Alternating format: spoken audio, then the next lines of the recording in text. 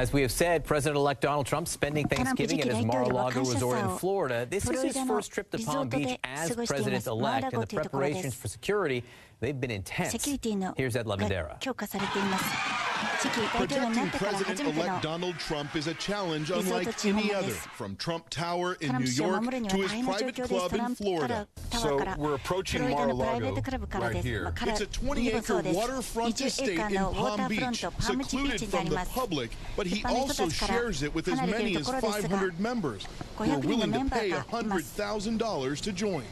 Basically, it's a compound, and we have to treat it as such. Former Secret Service and ATF Special Agent Renny Rodriguez says in many ways it's ready-made for presidential security. Behind this natural barrier here, which I assume is a fence. Yeah, it appears there's a wall back there. There's a wall, a tall wall. Yeah, it's more than 13 feet, I believe, which is great for deterring anyone trying to come on the premises. Behind the wall, Trump keeps a residence that could become the winter White House. And I love Florida. This is my second home.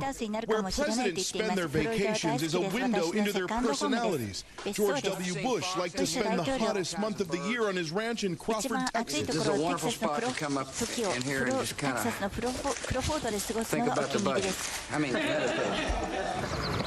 George Bush Sr. famously enjoyed the peaceful serenity of Kennebunkport, Maine. Mar-a-Lago stretches across a barrier island, cut down the middle by a two-lane road, nestled between a stunning stream of multi-million-dollar homes. The best view comes from across the bay. Rodriguez says Secret Service teams are assessing threats that could come by land, sea, and air.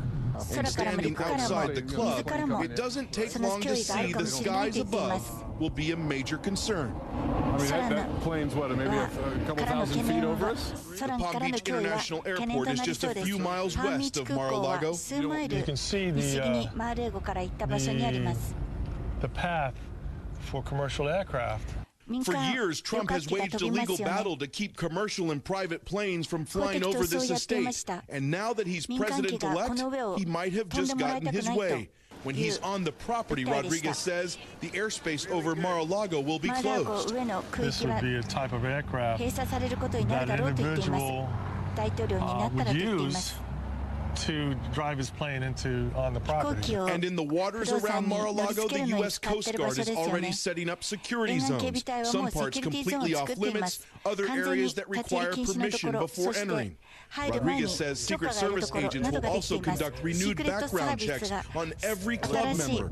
And inside the club, they can also expect to see new levels of visible and invisible layers of security. Are they in for a bit of a rude awakening? It depends, you know. Some of the neighbors may like it. Others may complain because they don't like the intrusion. But life's going to change around here for the next 4 years. Yes. Well, most definitely. Ed Lavandera, CNN, Palm Beach, Florida.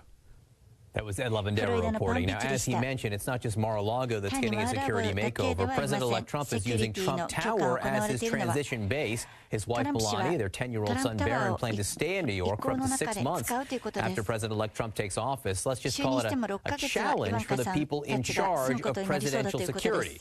Mark Ambinder wrote about this in the Washington Post. He's a fellow at the Annenberg School of Communications and Journalism at the University of Southern California and previously covered national security and the White House for the National Journal. I had a chance to speak to him about this. So, Mark, we often hear about the presidential bubble, the Secret Service detail that surrounds the president at all times. You know, it's one thing within his house, when it's in the White House, when it's in Washington, D.C., but you take that bubble and you move it to Midtown Manhattan, right on Fifth Avenue in a busy Manhattan street. It's a staggering undertaking.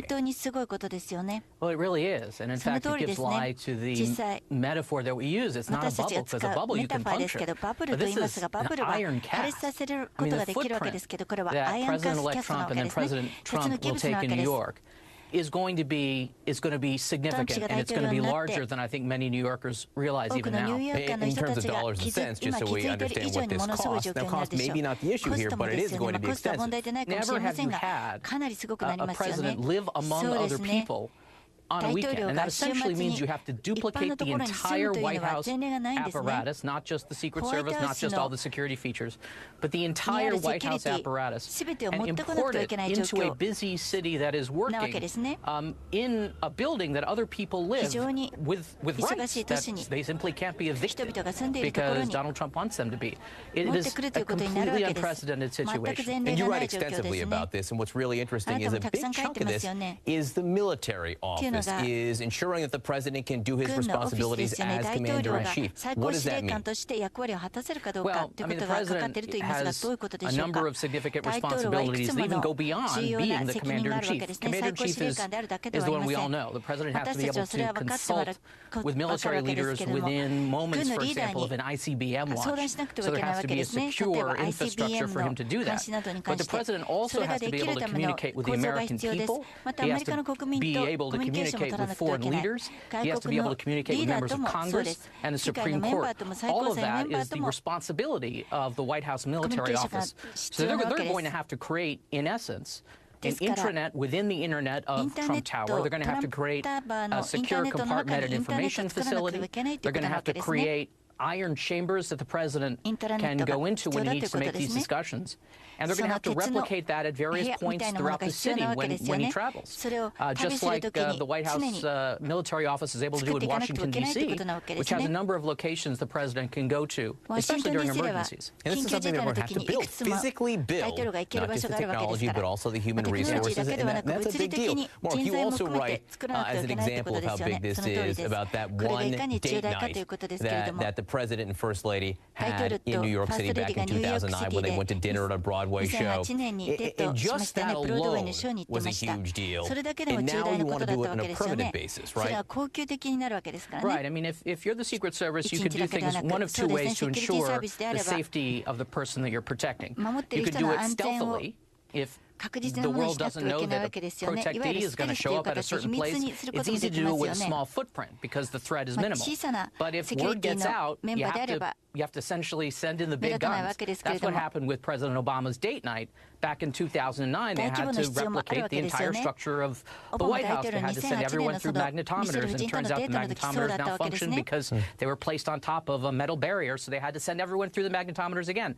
That's going to happen over and over and over again. And of course, given President Trump being someone who is not averse to publicity, and again, someone who likes to go out on the town in New York, I have a feeling that you're going to see this happen a lot. And there will be times when entire parts of Midtown and Manhattan are shut down because President Trump, within his rights, wants to have dinner at a steak restaurant. So, Mark, you are deeply sourced within the security apparatus of this country. Do you have any sense that the Secret Service is trying to talk Donald Trump out of spending so much time at Trump Tower, and if they wanted to, could they? I think they have impressed upon President-elect Trump the difficulty and some of the compromises he might have to make. But I don't get the sense at all that they're trying to talk him out of it. I really don't. And that's not their job. Their job is to do what they've always done, which is, okay, tell us what you want us to do, and we'll figure out a way to do it. Make it happen. Mark Amodor, fascinating discussion. Great writing on your part. Again, you are the expert on the subject, so thanks so much for being with us. Thanks, John. Coming up, AAA says 43.5 million Americans are hitting the road for Thanksgiving. More than 5 million others heading to the airports. We're going to have an update on your holiday travel. That's next. Money. If you're heading out to Grandma's house for Thanksgiving, you're going to have plenty of company on the roads and in the airports. AAA says travel is up this year with nearly 50 million Americans traveling to their holiday events. Renee Marsh reports. Millions of people across the country are on the move during the busiest travel period of the year. On the 405 in Los Angeles, it was the mother of all traffic jams Tuesday night. Miles and miles of gridlock for drivers who had hoped to beat the rush. On the Capitol Beltway outside Washington, D.C., traffic was backed up for nearly 10 miles after a crash.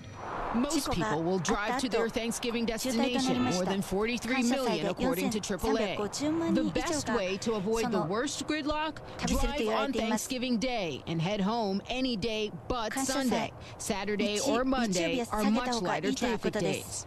Meantime, airports and airlines are seeing a record number of flyers. 27 million passengers are expected to take to the skies. For them, it'll be all snow. Inside Delta Airlines Command Center this week, the operations team monitors the weather and every